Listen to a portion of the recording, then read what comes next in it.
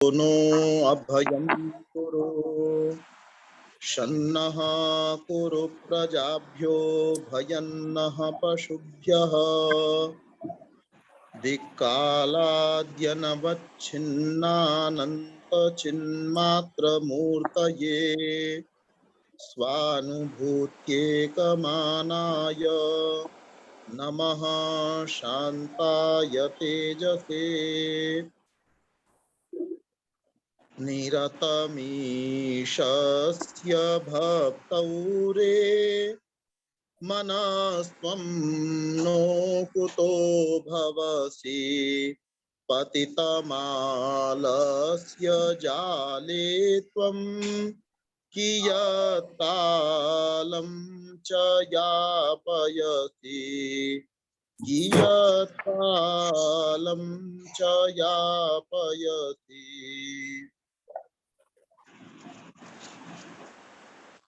आज हम सभी समावर्तन संस्कार की चर्चा करेंगे। जैसा कि इस समय दीक्षांत समारोह जो होता है ये लगभग वैसा ही है, लेकिन इसके अंदर कुछ संदेश दिए गए हैं। इसमें उपदेश वो हैं जो एक मनुष्य को विद्या की समाप्ति के बाद भी जीवन भर अपनाने चाहिए। ये बड़े महत्वपूर्ण उपदेश हैं। अगर बहुत सारी बातों को जब हम देखते हैं, समझते हैं, जैसे यज्ञ को लिया जाए, यज्ञ को समझा जाए, तो उतने मात्र से लगता है कि विश्व की सारी समस्याएं जो हैं वो ठीक हो सकती हैं अगर यज्ञ को समझ लिया जाए। ऐसे ही योग को समझ लिया जाए, अष्टांग योग को हम लोग समझ लें और जो यम नियम आसन प्राणायाम यम नियम को समझ लें अच्छे से, दुनिया का हर व्यक्ति अपना ले, तो बहुत सारी समस्याएं, लगभग सारी समस्याएं आपके विश्व की जो हैं वो समाप्त हो सकती हैं। तो ये भी ऐसा ही है। इसके अंदर विशेष रूप से जो ऋषियों के द्वारा संदेश दिया जाता है, आचार्यों के द्वारा अपने शिष्यों को संदेश दिया जाता है, उसको हम लोग पढ़ेंगे। बहुत ही प्रसिद्ध और बहुत अच्छा संदेश है। तो समावर्तन का अभिप्राय ऐसा ही है कि वापस लौट करके आना। घर से बच्चा जो है वो जाता है, घर से ही बच्चा जाता है विद्या पढ़ने के लिए गुरुकुल के अंदर, और लौट करके घर में ही आता है। तो समावर्तन मतलब लौट करके आना। समावर्तन के बाद विवाह के परिणाम स्वरूप गृहस्थ, फिर वानप्रस्थ और फिर संन्यास, इनमें समय का व्यवधान और अधिक बढ़ जाता है।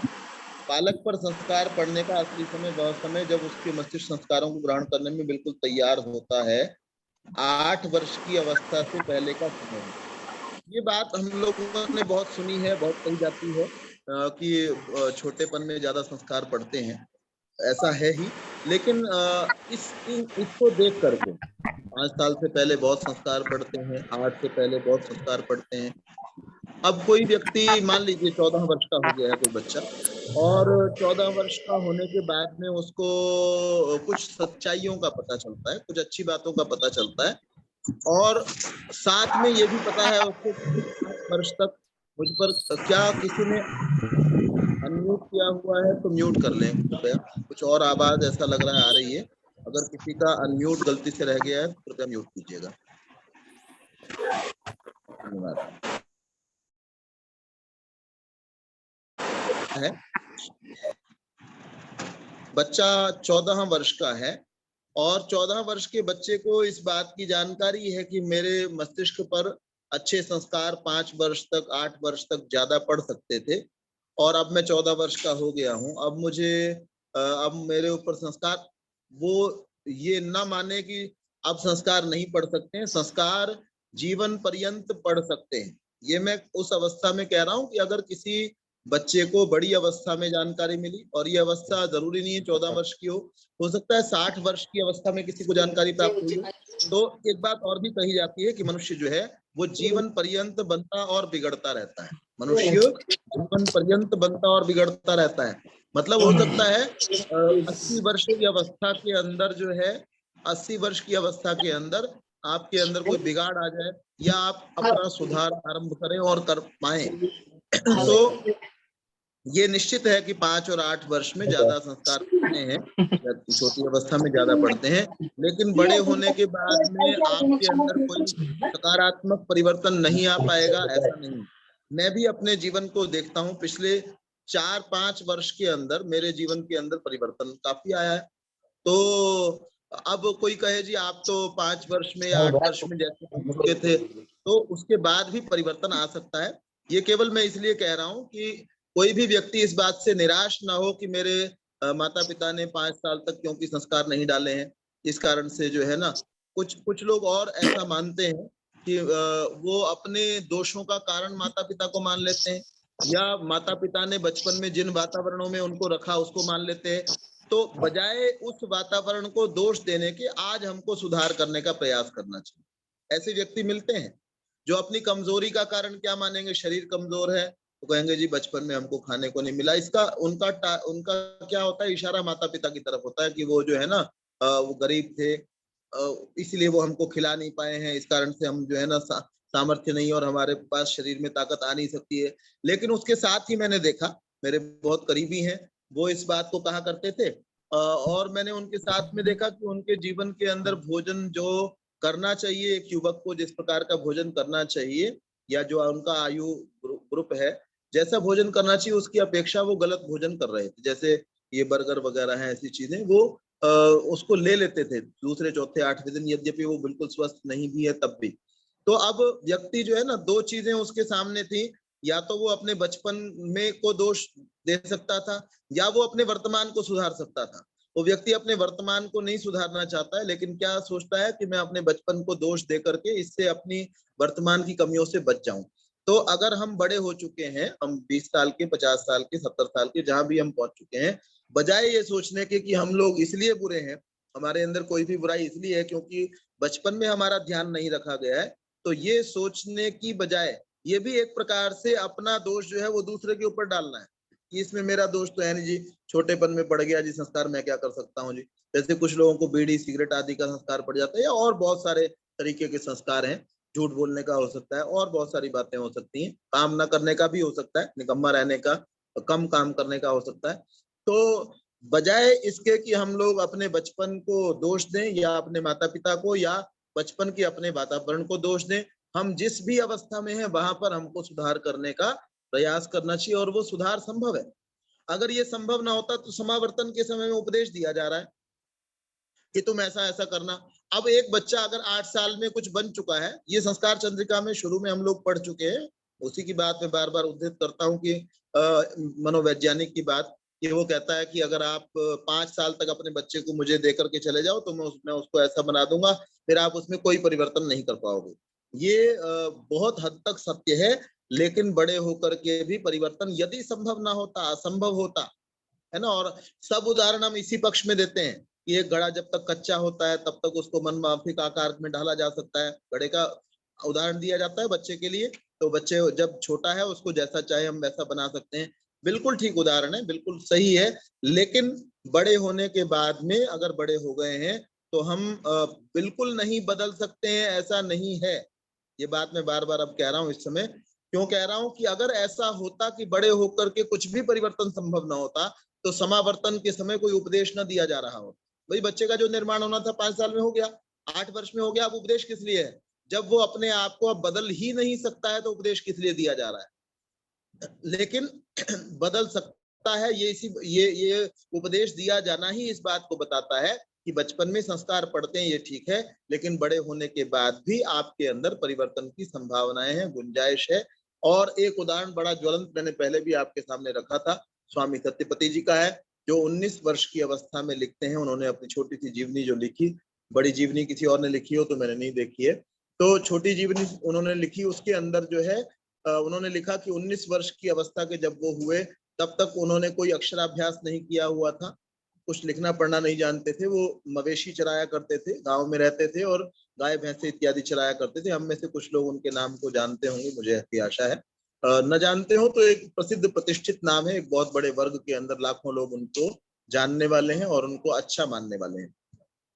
तो वो ये लिखते हैं कि लगभग 19 वर्ष की अवस्था तक मेरे अंदर बुराइयां तो थी, जैसे मैं सिगरेट पिया करता था और धूम्रपान आदि लिख रखा है, आदि में कुछ और भी हो सकता है। अब वो कई बार उसका कोई अर्थ भी नहीं होता, लेकिन धूम्रपान भी एक बुराई है ही, जो बच्चों में नहीं होनी चाहिए और बड़ों में भी नहीं होनी चाहिए। तो लेकिन 19 वर्ष के बाद उस व्यक्ति ने आ इत्यादि लिखना सीखा, सत्यार्थ प्रकाश को पढ़ा, और पढ़ने के बाद उनका हम कह सकते हैं कि बहुत बड़ा विकास हुआ। हम लोग जो आरंभ से बहुत सारी चीजों को सीखना शुरू कर देते हैं, वो भी उतने विकसित नहीं हो पाते जो उन्होंने 19 वर्ष के में सीखने के बाद में किया। यहाँ तक के कहने का अभिप्राय जो है वो सारा ये है कि हम लोग बड़े होकर के भी अपने अंदर विकास कर सकते हैं, कभी भी किसी भी क्षण में हमको निराश नहीं होना चाहिए। और एक चीज और भी है,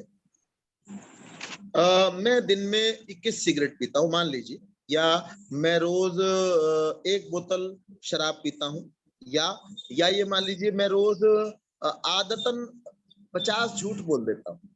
इस बात को और ध्यान से सुनिएगा, थोड़ी सी अलग बात है, और ये भी मतलब हम निराश ना हो इस बात को लेकर के। मैं उदाहरण दे रहा हूँ कि हम या तो हो सकता है मैं दिन में 1 बोतल शराब पीता हूँ, या मैं 21 सिगरेट पीता हूँ, या मैं 50 झूठ बोलता हूँ। ये तीनों में से कोई भी काम मैं करता हूँ, तो और आदतन वो हो जाता है। झूठ बोलने की भी ऐसी ही आदत होती है, जैसे सिगरेट पीने की आदत होती है, तलब उठती है ना, ऐसे ही झूठ बोलने वाला फटाफट से झूठ बोल देता है। और वो जो सत्य बोलने वाला है वो कई बार घबरा रहा होता है। झूठ बोलने वाले को झूठ का इतनी प्रैक्टिस हो जाती है कि आप उसकी बात सुन करके ये अनुमान नहीं कर सकते कि इस समय झूठ बोल रहा होगा। इतने ज्यादा अभ्यस्त लोग होते हैं, और उनको झूठ को कन्विंस कैसे करना है वो भी आता है, कि इस झूठ को सत्य कैसे प्रूव करना है, किस तरीके से करना है। अब मैं दूसरी जो बात कह रहा हूँ, मैंने किताब में पढ़ लिया, जैसे अभी इसी के अंदर आएगा सत्यम वद आने वाला है, तो सत्यम वद मैंने किताब के अंदर तो पढ़ लिया, लेकिन आदतन मैं 50 झूठ बोलता हूँ। लेकिन रोज मैं सुबह शाम मैंने सोचा कि संकल्प किया थोड़ा सा कि मैं तो सच बोलना चाहिए, क्योंकि लिखा हुआ है, मेरी ही हानि होती है उसके अंदर, मेरा विश्वास नहीं करते हैं लोग, मुझे समझ में आ गया, लेकिन आदतन झूठ बोल रहा था। परंतु कभी कभी मुझे ये याद रहता है सच बोलना है, और वो याद आने के कारण मैं दिन में 2 सत्य बोल पाता हूँ। जो मैं 50 एवरेज झूठ बोल रहा था, उसकी अपेक्षा मेरे 48 किसी दिन हो जाते हैं, किसी दिन 47 हो जाते हैं, किसी दिन 46 हो जाते हैं, किसी दिन दोबारा से 50 हो जाते हैं, किसी दिन फिर 49 हो जाते हैं, किसी दिन 38 भी रह जाते हैं। तो भी मुझे अपनी पीठ को थपथपाना चाहिए, क्योंकि मैं अपने लेवल से हमेशा जो हम तुलना करते हैं वो दूसरों से ना होकर के अपने आप से होनी चाहिए। अपने आप से हम अगर तुलना करेंगे, अपनी तुलना अपने आप से करेंगे, तो हमारा विकास होता चला जाएगा। दूसरों से करें उसकी अपेक्षा ये अच्छा कि मैं अपने से अच्छा हो पाया कि नहीं, कल को जो मैं जैसा था उसकी अपेक्षा में आज अच्छा हुआ या नहीं हुआ। तो अगर मुझे पता, ऐसे ही मैं 1 बोतल शराब की पीता हूँ और एक दिन मैंने 1 ढक्कन कम शराब पी है, तो भी मैंने अपना विकास कर लिया है। मैं अपनी पीठ को तब भी थपथपा सकता हूँ, मैंने अच्छा नहीं किया है ना, शराब जरा सी भी नहीं पीनी चाहिए, लेकिन अगर मैंने उसको बचाया है तो भी मैं निराश ना हूं, मैं आशावादी बनूं कि मैंने जैसे 1 ढक्कन को कम कर दिया है, ऐसे में और धीरे धीरे कम करता हुआ एक दिन ये तो छोड़ ही दूंगा, और उसके बाद में जो अच्छी चीजों का प्रयोग करना चाहिए और जो अच्छे आचरण है उनकी तरफ मैं बढ़ चलूंगा, ऐसा वो कर पाएगा। तो बड़े होकर के भी अगर उपदेश दिया जा रहा है और हमको कोई चीज समझ में आ रही है, तो उसमें निराश ना हो करके जितना हमारा सामर्थ्य हो अपने सामर्थ्य से पूरा उस ओर बढ़ते रहना चाहिए। तो ये 311 पृष्ठ है, और इसमें लिखा है वेदम अनुच्य आचार्य अंतेवासिनम अनुशास्ति। अब क्या है, वेद को सिखाने के बाद, वेद को पढ़ाया जा चुका है, उसमें सारी बातें ये आ चुकी होंगी, जो ये आगे बातें कही जा रही हैं ये सब आ चुकी होंगी। उसके बाद भी आचार्य जाते जाते, हमारे यहाँ एक वो है कहावत मुहावरा जिसको कहा जाता है कि द्विर्बुद्धम सुबद्धम भवति। द्विर्बुद्धम सुबद्धम भवति क्या होता है कि आप जब एक गांठ किसी चीज को लगाते हो, तो उसके बाद दूसरी गांठ लगा कर कहते हैं ये अब पक्का हो गया जी। एक गांठ को हम कहते हैं एक तो कच्ची रहेगी, खुल जाती है एक गांठ, तो दूसरी लगाते हैं, उसको कहते हैं द्विर्बद्धम, 2 बार बांध दिया गया। क्यों 2 बार बांध दिया गया? जिससे और ज्यादा पक्का बंध जाए। पहली गांठ भी आपने मजबूत बांधी थी, लेकिन उसके ऊपर दूसरी और लगा दी। क्यों लगा दी? जिससे और ज्यादा मजबूती उसके अंदर आ जाए। तो ये कह रहे हैं वेद में सारा कुछ तो पढ़ चुके हैं, फिर भी कह रहे हैं वेदम अनुच्य आचार्य अंतेवासिनम अनुशास्ति।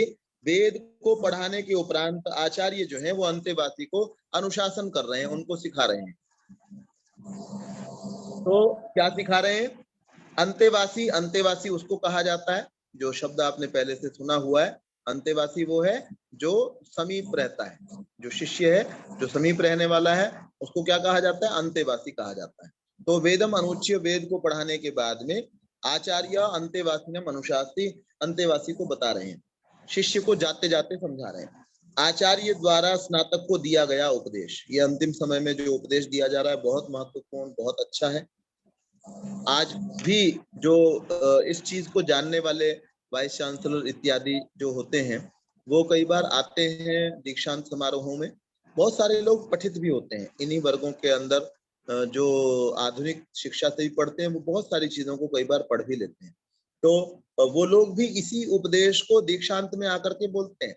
कन्वोकेशन का फंक्शन हर जगह पर बड़े लेवल पर किया जाता है।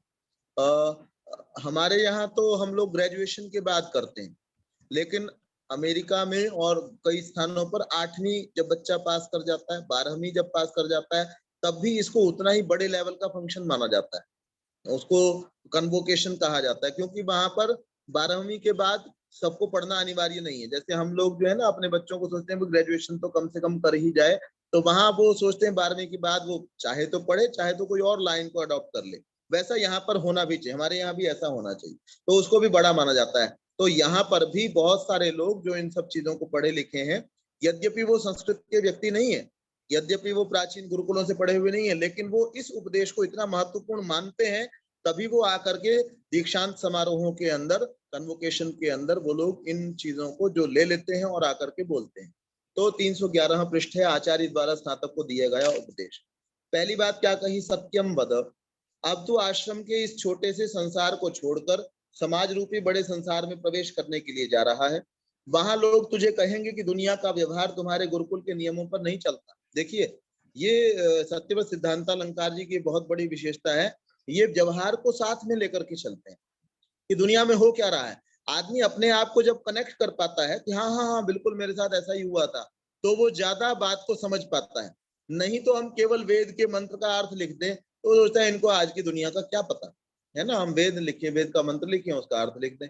तो वो सोचते हैं, पढ़ने वाला ये सोचता है इनको बेचारों को आज की दुनिया का तो कुछ पता नहीं है, अपना ये तो पुरानी दुनिया के आदमी है, वही वो सिद्धांत की बात लिख देते हैं।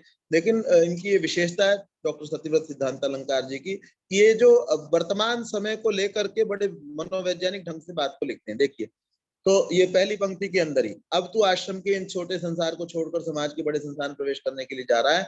वहां लोग तुझे कहेंगे कि दुनिया का व्यवहार तुम्हारे गुरुकुल के नियमों पर नहीं चलता है। ऐसा होता है, वे कहेंगे कि तूने गुरुकुल में हर बात में सच बोलने की सौगंध खाई थी, यहाँ झूठ भी चलता है, हर बात में सच पर डटे रहोगे तो मुसीबत में पड़ जाओगे। परंतु याद रखना, झूठ तभी तक चलता है कि जब तक लोग झूठ को भी सच समझते हैं, खोटा सिक्का तभी तक चलता है। ये आचार्य अपने शिष्यों को संदेश दे रहा है, जो मनुष्य मात्र के लिए। हम सब ने शिक्षा को ग्रहण किया और शिक्षा के बाद में हमको ये संदेश दिया जाना चाहिए था, हो सकता है किसी को दिया गया, हो सकता है न दिया गया हो, तो अब ये संदेश हम सब के लिए ही है। तो परंतु याद रखना, झूठ तभी तक चलता है जब तक लोग झूठ को भी सच समझते हैं। खोटा सिक्का तभी तक चलता है जब तक उसे खरा समझा जाता है। उपरालू तौर पर तुझे दिखेगा कि झूठ चल रहा है, परंतु गहराई में जाओगे तो पता चलेगा कि झूठ की आयु थोड़ी है, सच की आयु अनंत है। जैसे आश्रम के भीतर वैसे आश्रम के बाहर के लौकिक जगत में भी सत्य की ही खोज हो रही है। जगह जगह कचहरियां, न्यायालय इसी काम में जुटे हुए हैं। सबका उद्देश्य यही है कि किसी भी तरह से झूठ के ढेर में छिपे सत्य को खोज निकाला जाए। इसलिए इस आश्रम में पढ़े इस पाठ को मत भुलाना कि सत्य ही अंतिम सत्य है, सत्यमेव जयते, यह परीक्षित तथा अनुभव सिद्ध सिद्धांत है, इसे पकड़े रहना। धर्मम चर। आचार्य का दूसरा उपदेश यह है कि धर्म का आचरण करना। वैदिक विचारधारा में धर्म, ये दूसरा उपदेश है।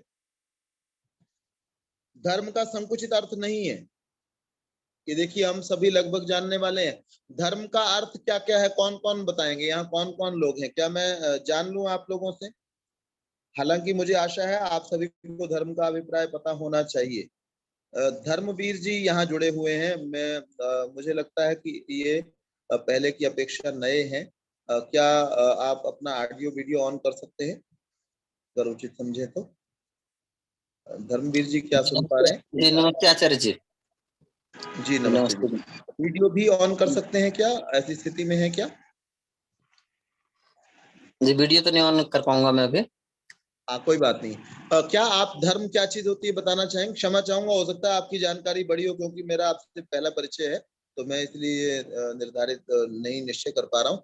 तो क्या धर्म के विषय में बताना चाहेंगे, धर्म क्या चीज होती है? आपका नाम में ही धर्मवीर जुड़ा हुआ है, धर्मवीर ही नाम है आपका। जी जी जी हाँ। जी। ये मैंने तो आर्य समाज की पुस्तकों में मैंने पढ़ा है कि न्यायपूर्ण जिंदगी जीना ही धर्म है। जी बिल्कुल बिल्कुल ठीक पढ़ा है आपने। तो कौन कौन सी पुस्तकें प्राय करके पढ़ चुके हैं आप अभी तक? दो चार का नाम बोल दीजिए केवल। जी सत्यार्थ प्रकाश थोड़ी बहुत पढ़ी है, उपदेश जी मंजरी जी पढ़ी है। ठीक है, उपदेश मंजरी पढ़ी हुई है आप, ठीक है जी, आपको पता ही होगा। और ये राहिल बच्चा है, इसको नहीं पता होगा। ये बच्चा वही वही है ना, नया बच्चा जो था। राहिल बेटे, आपको पता है अभी आपने सुना धर्म किसको कहते हैं, आप बता सकते हो क्या? समझ में आ गया आपको? हाँ जी।